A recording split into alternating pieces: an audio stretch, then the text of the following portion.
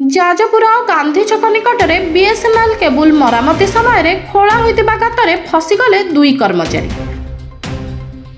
उपर माटी धसी जाइथिबारु एभली दुर्घटना घटी दुई श्रमिक फसीथिले।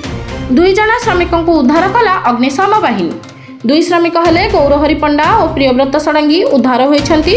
उभय को जाजपुर मुख्य चिकित्सालय रे भर्ती करा जायथिला। जड़े श्रमिक गुरुतर थिबारु 108 रे कटक स्थानांतरित करा जायथिला। कटक जीवा रास्तार श्रमिक प्रियव्रत षडंगी मृत्युवरण करथिले। ए मृत्यु खबर जानिला परे श्रमिक मानक मध्यरे दुखर छाया खेली जायथिला। टेलीफोन भवन रे परिवार पक्षरु क्षतिपूरण दाबी रे धारणा रे बसिथिले। टेलीफोन एसटीओ सेमानक दाबी ग्रहण करी 7 दिन भितरे परिवार लोकंकु 3 लाख टंका क्षतिपूरण देबाकू प्रतिश्रुति देइथिले। टेलीफोन डिपार्टमेंट रो पिला कर्मचारी काम करथिले।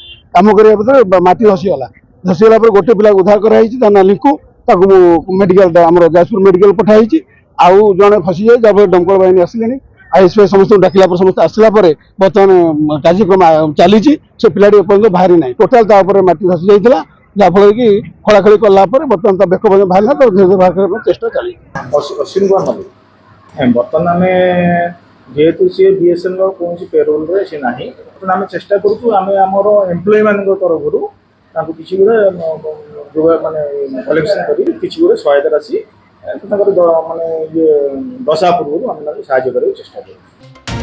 जाजपुर परमेश्वर पंडा रिपोर्ट जेहेवा न्यूज।